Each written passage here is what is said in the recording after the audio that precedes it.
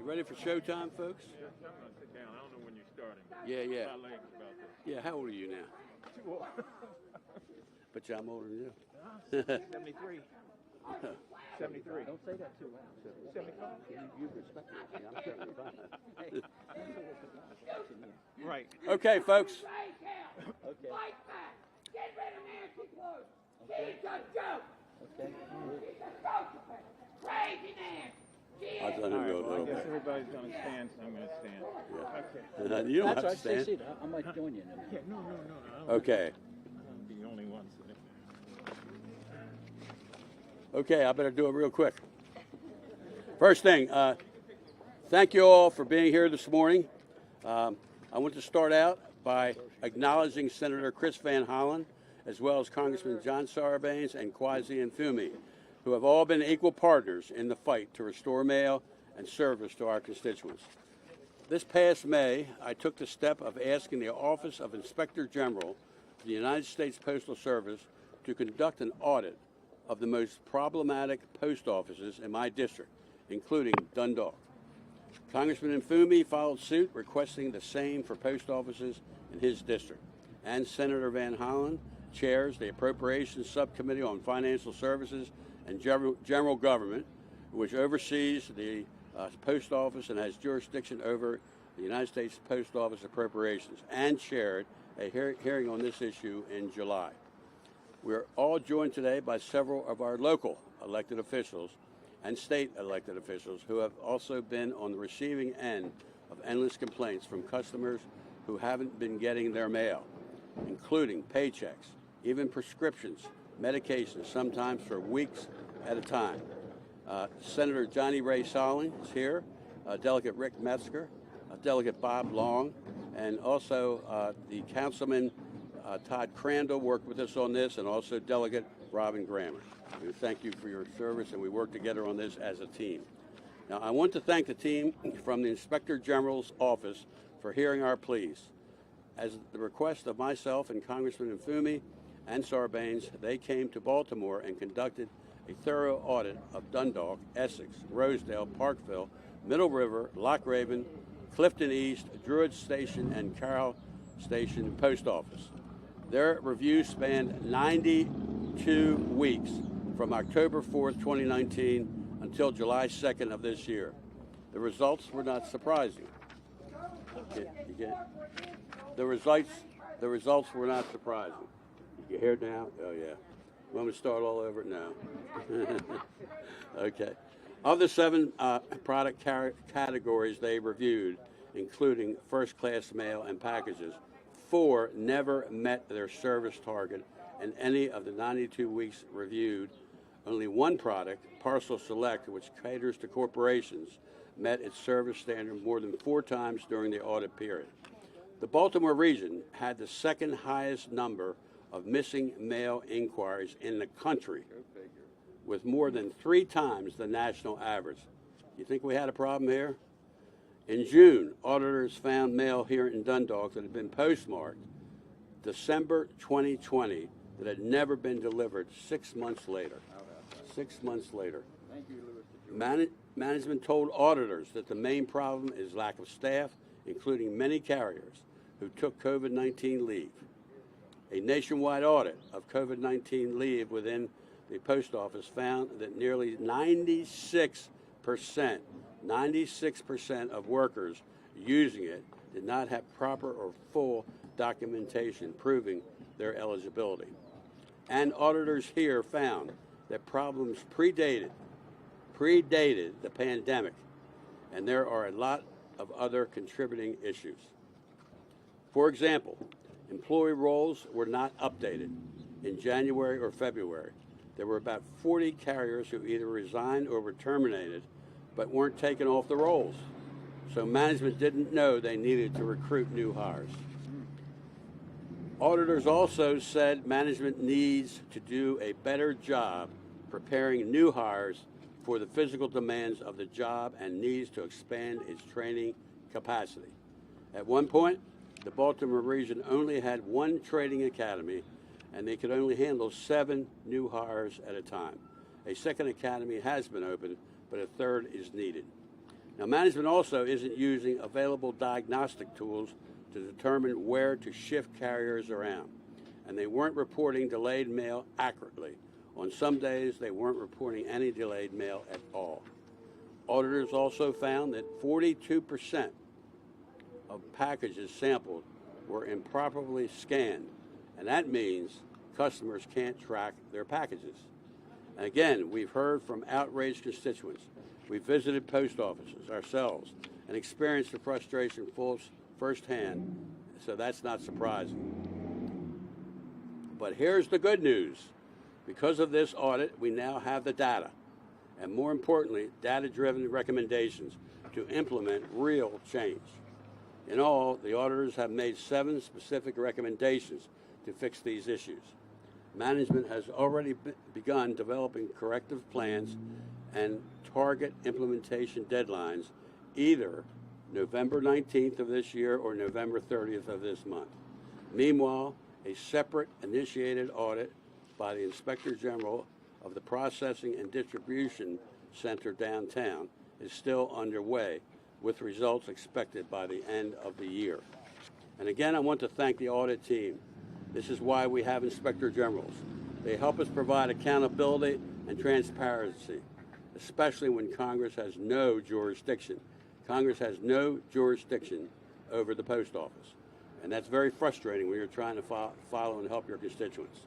Remember, the United States Post Office is an independent agency that falls under the executive branch. They don't receive any taxpayer dollars, so there is very little we as members of Congress can do to get them change the way they operate, aside from using our soapbox, conducting hearings, and requesting an audit like this one. We're throwing everything we can at this problem because our constituents deserve better. Now, before I turn it over, I do want to say the buck stops at the top. All of us here have called for the resignation of Postmaster General Louis DeJoy. Yes. Okay, we need someone who will give our local leaders the tools they need to succeed, not cut overtime and limit extra delivery trips to save a few bucks. We're going to keep fighting until service is restored to the level our constituents deserve. Today, we have one more tool in the toolbox. Now, I'm going to turn it over to Senator Chris Van Hollen, who, as I mentioned earlier, chairs the Appropriations Subcommittee on Financial Services and General Government. That subcommittee oversees the United States Post Office, Inspector General, and has jurisdiction over United States Post Office appropriations. And Senator Van Hollen chaired a hearing on these issues in July. I'm glad we have a partner at this level. After Chris comes up and our other speakers, we'll then open up the questions. Chris. Showtime. Well, thank you, Dutch, and thank all of you for joining us today as we talk about this audit that reveals the unacceptable mail service in the Baltimore area. That is no surprise to the people living in this area, but now we have a report to help guide us in terms of actions. And I want to thank Congressman Ruppersberger for originally requesting that audit report, to Congressman Mfume for pushing it along very hard, together with Congressman Sarbanes and Federal Team Maryland. Senator Cardin can't join us today because he's leading an official delegation overseas, but he has very much been part of this process. This is not the first time we've gathered together in front of a Baltimore-area post office. In August 2020, we gathered in front of a different post office because we were hearing from thousands of constituents about the unacceptable delays. And we've been demanding change and demanding accountability ever since. As Dutch mentioned, as Congressman Ruppersberger mentioned, I chair a subcommittee and in the Appropriations Committee, and we convened a hearing and brought before us a number of constituents and the Inspector General. We heard from our constituents what all of you have been hearing and many experiencing, which is small businesses who are experiencing unacceptable delays. And that is hurting their business and, of course, making it harder for their customers to receive their services. We heard about the people who are required to get medicine and whose lives and safety are put at risk because of delayed distribution of medicine. We heard from folks who are just trying to pay their bills on time, but get charged late fees because either the bill and invoice is taking too long to get to them, or the outgoing bill payment is taking too long to get to where it's going. I just spoke, actually I was just down the street here at Little Crystal Bijou, a small business owner right here in the neighborhood, who told me she was having difficulty getting some of her paint supplies on time, which are necessary for her business. So those are the kind of stories we heard. We also heard testimony from a Rania Dima, who was there representing at this hearing the National Federation for the Blind. She's been diagnosed with an illness that is causing her to go blind. She needs to get equipment and supplies through the U.S. mail. They have been constantly delayed, and she provided very powerful and heartfelt testimony about how that was literally making it more difficult for her to address her disease. So this is what it's all about. At the end of the day, all the statistics boil down to individuals, whether they're homeowners, whether they're moms, dads, small business owners, who just can't get their mail delivered on time, and sometimes not at all. So here's what the Inspector General told us. Number one, that yes, the measures that the Postmaster General, the not so new anymore, but the Postmaster General DeJoy had put in place a couple years ago were having a dramatic negative impact on mail delivery nationwide. But it was also her testimony that here in the Baltimore area, we were experiencing particular hotspots, and that the audit was being conducted at the request of Congressman Ruppersberger and other members of the delegation, and they were going to report back to us. And that's why we're here today. We've got those findings. Congressman Ruppersberger has detailed them. They're very alarming, but the good news is those findings are accompanied by a roadmap to getting things better. But just to give you a sense of, we weren't imagining things when we were hearing from our constituents much more than people in other parts of the country. Right here at the Dundalk office, they documented in that 21-month period 163,000 cases of delayed mail. The complaints coming in to the Baltimore area post offices and to all of us and to our senators and delegates and council members, and I want to thank them because they've been on the front lines and working with us as well, are 3 to 5 times higher than the national average. That's just another indicator of what a hotspot the Baltimore area has become. So the good news is that the Inspector General report, this auditor's report, lays out a to-do list, and they're pushing to have that to-do list put in place by the end of this month, by November 30th. They want a new system for developing plans for hiring and retention and better tracking efforts to combat issues of staff shortages. They want to open a 3rd training academy in the Maryland area to train staff so that the men and women of the United States Post Office are fully equipped with the skills they need. They want to train all station management to report delayed mail and delayed packaging in the customer service system so that UPS can better track them. They have a dashboard they're developing at the national level. They need more information fed into that dashboard so that we can monitor in real time the delays.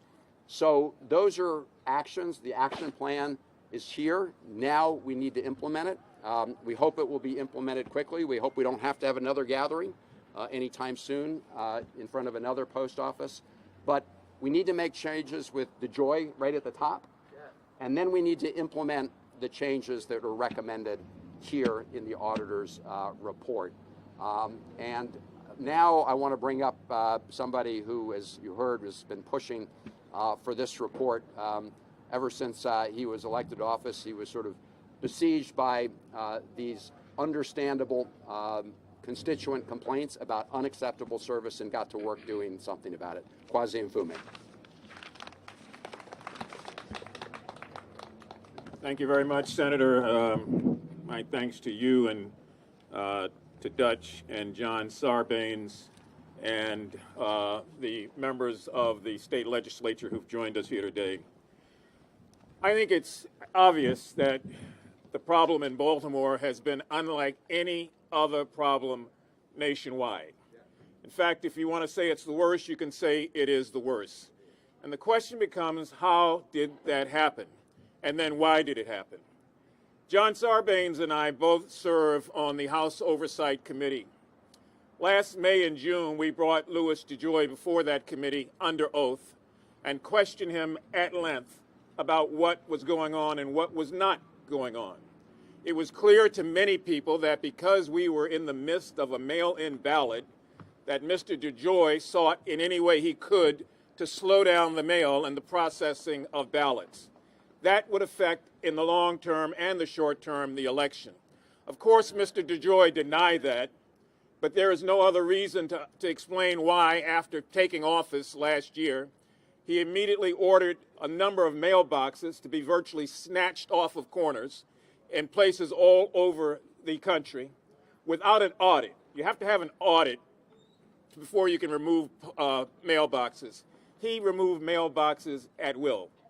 There's no reason to explain why he started disassembling nationwide a number of sorting machines, which imperils and really critically puts in place a disastrous situation inside of post offices because there's so much mail to be sorted.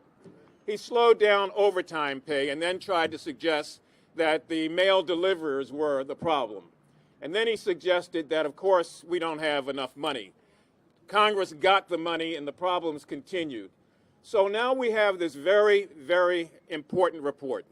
I was happy to join with Dutch and John in requesting that the Inspector General look at post offices here in Baltimore, in Howard County, in Baltimore County, in Baltimore City, everywhere in the central Maryland area to figure out what, in fact, was going on. So we've got now a report, and I commend your attention to that report. We've got also a number of findings, and we also have, I think, a blueprint for the future. But let's make no mistake about it. The problem starts at the top. You cannot blame postal workers who worked their fannies off to get us through a pandemic when no one wanted to come to work. You cannot blame them. You can't blame the mail carriers or the people inside of post offices. This problem started when Mr. DeJoy really got behind the wheel and started driving this car off of the cliff. So we've got to just keep in mind one thing, that since it starts at the top, that's where the change has to come from. This morning, I wrote the president a letter. I hope to talk to him tomorrow when he is here, calling for the replacement of Ron Bloom. Mr. Bloom is the chair of the Board of Governors, who works hand in glove with Mr. DeJoy. I'd called for Mr. DeJoy's resignation last summer when we were in front of the Central Post Office. We just need action, and we need action now, and we expect and hope that the president will finally do something about this. This can't go on, and it's not enough to pass the book. So I'm just glad that we've got this report. I'm glad that all of my colleagues have stayed here and stayed on this issue. We've been on it for almost a year and a half now. And I'm glad that the hardworking men and women of the Postal Service did not lose faith, did not lose courage, and did not lose hope. Our job now is to make sure that the fine points of the Inspector General's report are carried out. We pledge to do that. We will work with, as we have been, post offices throughout the area. We will work with the new postmaster in the area, but at the end of the day, as Senator Van Hollen said, we hope this is the last press conference we have to hold in front of a post office in order to make sure that the United States Postal Service, which has been around since Benjamin Franklin and has enjoyed a 90% approval rating from Americans all over this country for the last 200 years, will in fact continue to be efficient, that mail delivery will once again become prompt and something that people can count on for their prescriptions, for the bills they have to pay, and for the communication they have with one another. Thank you very, very much, and I just want to bring forward my seatmate on the House Oversight Committee, John Sarbanes, who has been working very, very hard in tandem with all of us to get us to this point. John Sarbanes. Thank you very much. I want to thank Dutch Rupersberger and Kwesi Mfume for ordering up this audit. It's very powerful. It's damning, really, when you look at it. As Congressman Mfume said, when you compare us to the rest of the country, the performance here in Baltimore in terms of these issues that we're discussing is right at the bottom, and we've got to lift that up. They've made powerful statements about why it's so important in terms of respecting people in the community who have the need for a post office that functions well, to make sure that these findings are given attention and that the recommendations are implemented. To follow up on our, I think, consensus criticism of Louis DeJoy, Congressman Mfume mentioned that the approval rating of the United States Postal Service for decades and decades has been 90% plus out there in the public. It's one of the institutions that Americans trust above all others. But over the last 2 or 3 years, that approval rating has been dropping, unfortunately, and it tracks the tenure of the current Postmaster General, Louis DeJoy. So you don't have to be a rocket scientist to figure out that whatever the program and proposal and agenda he has, it's undercutting the trust that Americans have in the Postal Service, which means there has to be a change, as all of my colleagues have said, at the very top. But it's not enough to do the criticism and shine a light on the things that have been raised by the Inspector General's report. I think we all want to gather around the recommendations that can improve things. 2 recommendations that jumped out at me in particular that were made were, one, that the district manager of the Maryland district develop and implement a plan to hire and retain enough carriers to consistently reach the customers. We know there's a workforce shortage problem. We know people get hired, they get trained, and then they leave the position for one reason or another. There's got to be a more sustained workforce so you can depend on your letter carrier showing up and delivering that mail. And the other recommendation that jumped at me was that the district manager open another city carrier training academy. There are 2 in place, but we could do with additional training opportunities to make sure that when we hire these folks up, they stay in the job, they build that relationship with people in the community, and they can be trusted the way the U.S. Postal Service used to be trusted. We can get back to that. It's going to take a lot of hard work, but I think we can deliver on it, and we're going to continue to work together as a delegation, federal, state, and local, to make sure that the people in the community are respected by the U.S. Postal Service. Thank you all very much. I want to thank, I'm Senator Johnny Salling here, the senator in this district of Baltimore County, and I want to thank our federal partners for coming out and standing up for the people, because this is just it's all about the people. As it was stated, they're not getting their prescription. Their credits are looking bad now because they're not getting their mail. They're not getting their Twix cards, so they can't go to work. I mean, there's a lot of things happening here, and we're getting the emails. We're getting these problems here that we know we can answer the call. They want to hire. We want to hire veterans. We want to hire people that want to work, and I think people do want to work. So we really want to get out there and tell the people right now, the post office is open. They're here for you. And if you need a job, get in here and fill that application out and work. And it's good pay. It's good pay. So please, let's help out our communities. As it was stated, this is a worldwide thing that's a problem. In our nation and around the world, I think it's a problem. Because we're getting stuff from China, we're getting stuff from other countries, and people aren't getting anything at all in weeks or months. I talked to a few people today. They told me they have gotten 1 piece of mail in the past 2 to 3 weeks. 1 piece of mail. And some of them aren't getting anything. Again, this is not a political issue. This is a people issue. And we continue to need to work together and get it out. and tell the post office there needs to be accountability. And I believe Congress should have a better stronghold in some way that they can push something and say they can act on it. They can be a part of it, or our senators, or even locally. Because locally, I think we could do more. So I want to thank everybody for being here. And there's only one reason why we're here. You vote us in place where we are in our position, and we want to work for you and do the best that we can. So I want to thank our federal partners, and I want to thank you all. God bless. And now, Dutch. Yeah, Delegate Metzger. Delegate Metzger worked with me from the very beginning on this, on a lot of these issues, before it got to the level. And then our whole team came in together, our federal, state, and local, and that's where we are today. Delegate Metzger. Thank you, Congressman. The Bible says that this is the day the Lord hath made, and I will rejoice. We can rejoice today because the audit is fin. It's fact. I told someone this morning that the blame game is over. We got the audit. We got the paperwork in process. We got the plan. And now we need to forget the words and put the plan in progress. That's a good spot to say that's true. Ladies and gentlemen, we have worked ourselves silly to the bone. We said 163,000. I can tell you, I probably got 162,000 of those emails. I've had people knock on my door. I don't have mail. And it was real easy, Dutch, to say, well, it's a Congress issue. You can call your congressman. But no, I said, that's not true. All politics is local. And this was my constituents, and that's why we got in hand, and we had our first press conference, and since then we've had several. But I will tell you that we are making progress. And in fact, I had a lady stop by my house Wednesday.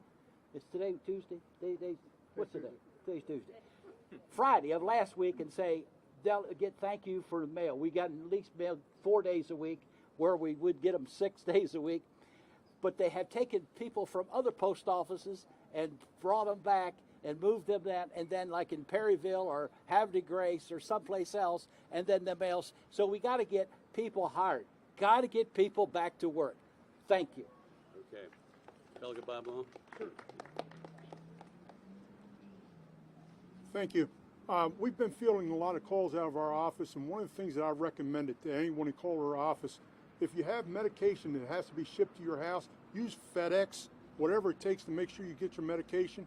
If you don't get your bills on time, call your lender, call your credit card company, let them know what's going on.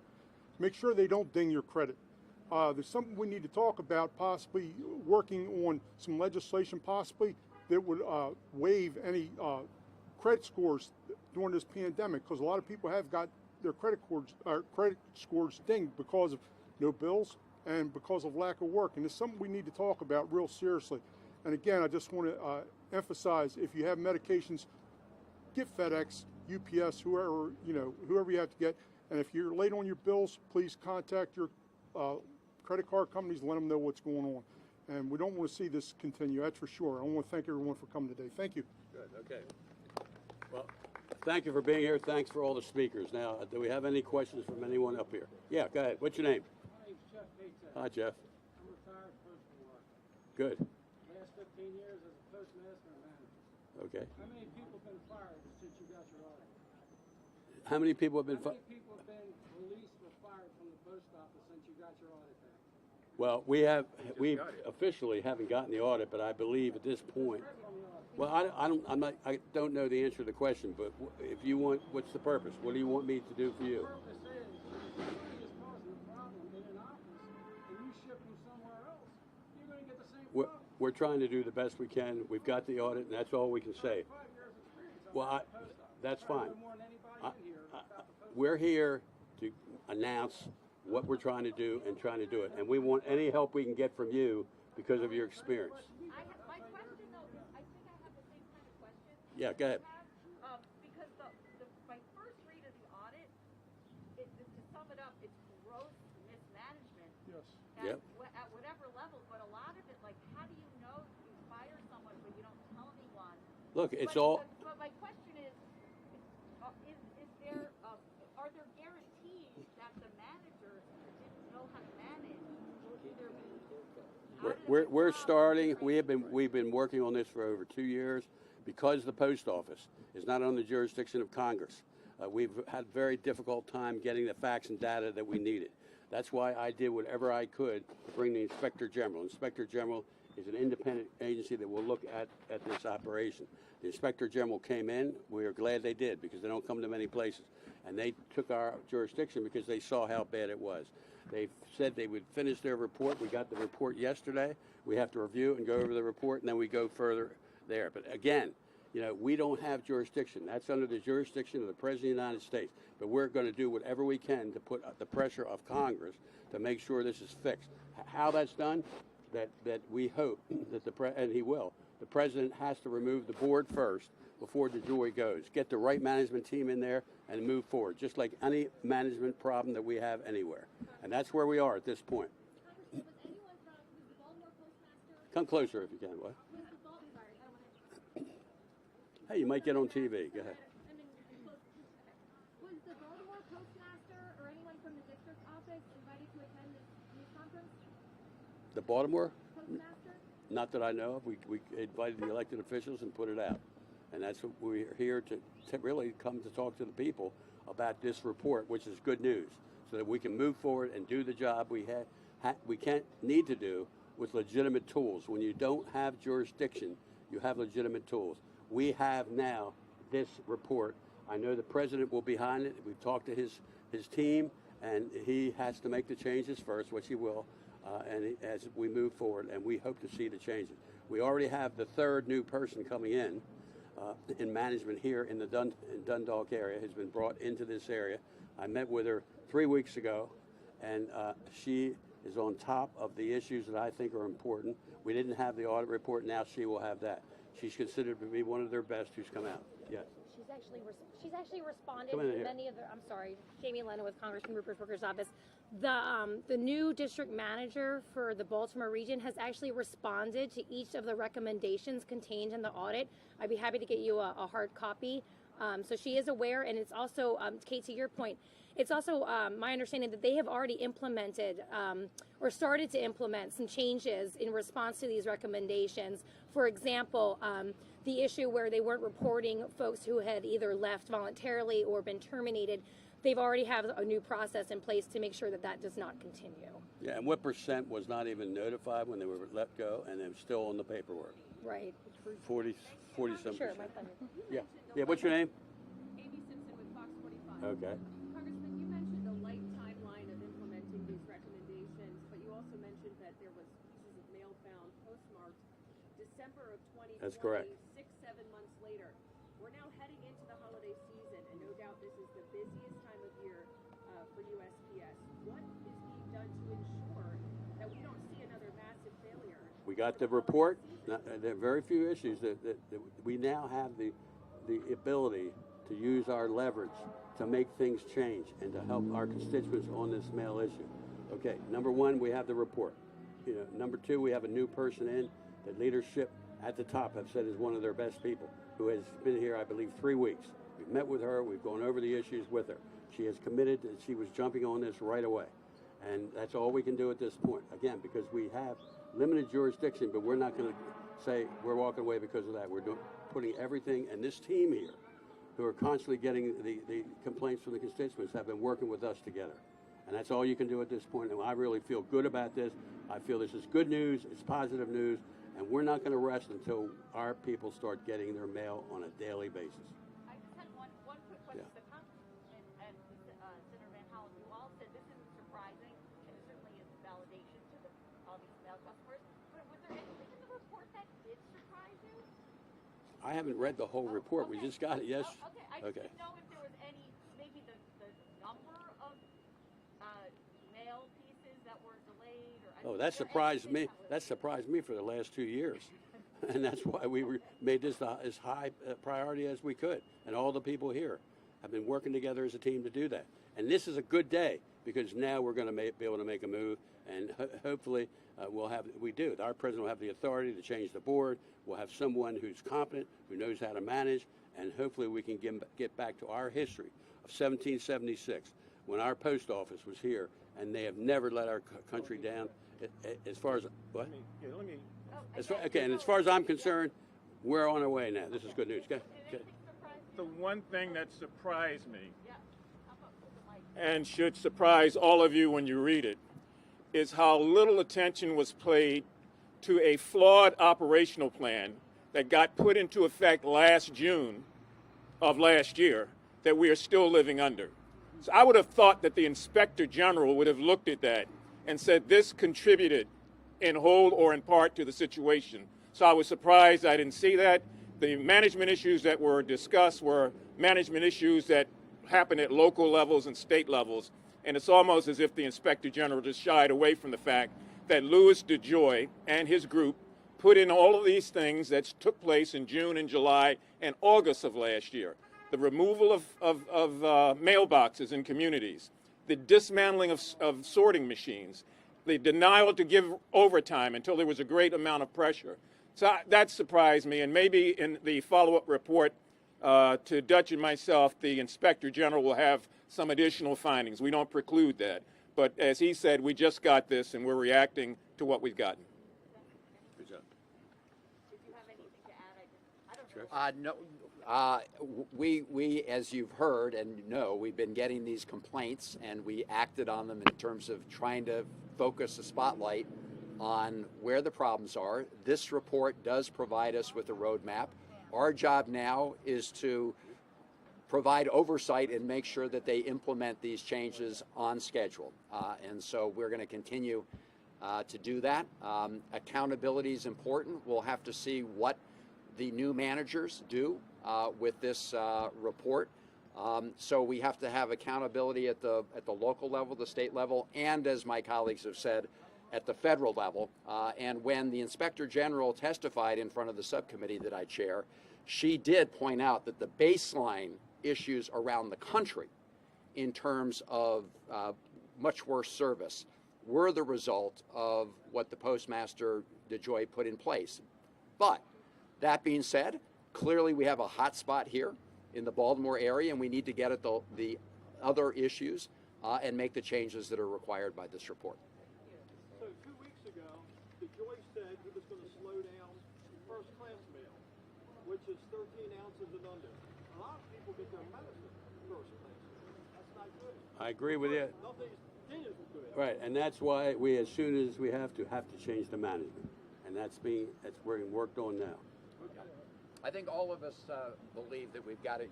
We've been calling for the resignation and removal of Postmaster DeJoy for a long time. It all started when he put all that in. DeJoy, he's the worst. I've been mailing stuff for years, and it's the worst. DeJoy's been a tragedy. He really has. I agree. Did you know you have a crab on your hat? Crabby guy. That's a nice looking crab, though. We're not going to afford them.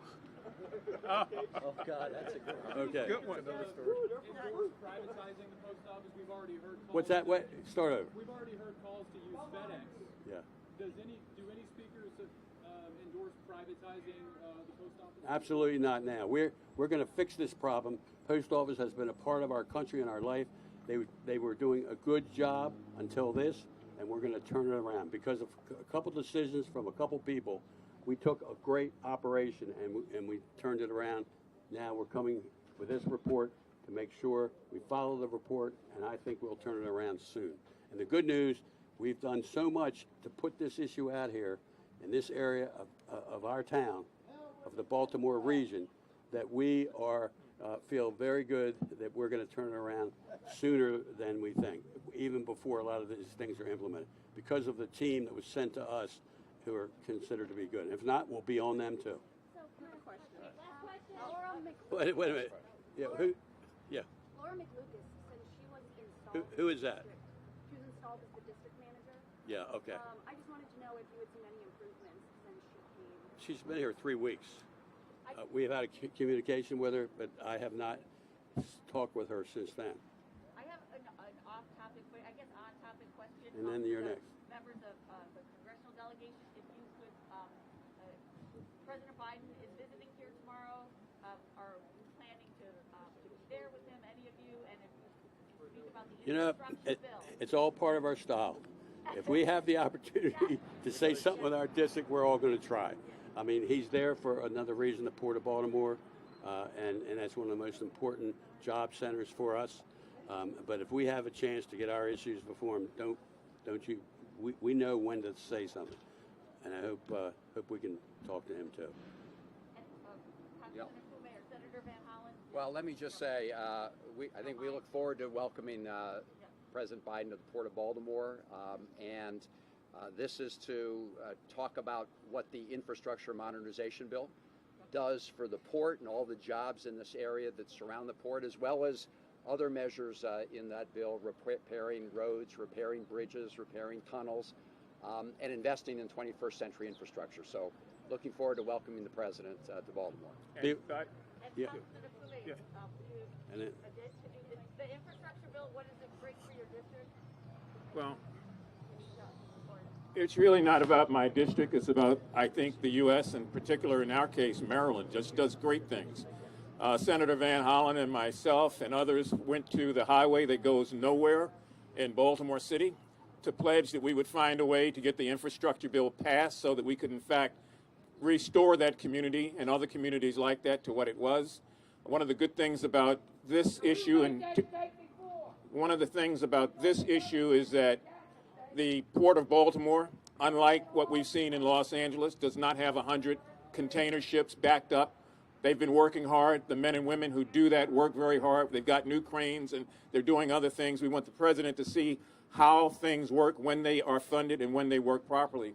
So it's a very important visit on infrastructure. One thing I need to point out, though, is all of you may know, Mr. DeJoy on October 1st, just a month ago, implemented a slowdown in the mail. Now, this is already on top of a slowdown. He implemented another slowdown. So several of us in the House of Representatives have co-sponsored a concurrent resolution to make sure that we roll back those changes prior to what happened on October 1st. So we're really getting hit by a double whammy. You know, the Inspector General does a great job. Dutch, myself, John, Chris, we're all fighting at the federal level. And then October the 1st, to add insult to injury, Mr. DeJoy implements a nationwide deliberate slowdown in the mail. So this concurrent resolution, which is in your packet, is an effort to try to find a way to roll that back. Thank you. Didn't mean to get off topic. Thank you all. okay. Anybody? What? She, what? Lawyer Nelson from Turner Station. My question Lord. is, with the anticipated Come here, come up here. No, Okay, I can't. Okay, come in, please. Will it be delivered? The what now? Our backlog of mail that has not been delivered. Yeah. Can we anticipate it will be delivered? Yes. I yeah. personally made mail Mother's Day cards, which have never arrived. It was 3 out of state and 2 local. And they had checks and gift cards in them. To this day, they have not been delivered. And they didn't categorize it, and you might never see it. We might have lost it, and that's what we're going to have to see as the new team is If you in. call our office, we'd be happy to open a case for you and take a look. Thank you. Good, good. Okay, I think if that's it, we thank you for being here. We're going to do everything we can. Thank you all for contributing. Take care. Hey, man. Good to see you. Okay, guys. What?